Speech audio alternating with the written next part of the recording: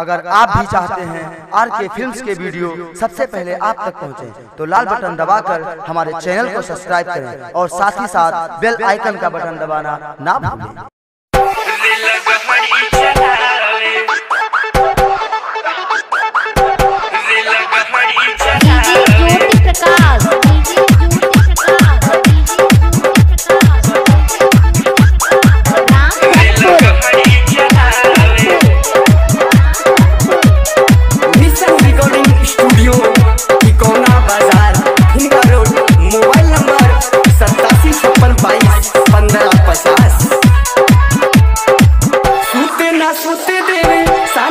हाथ धरे ला जब जैसी हो रहा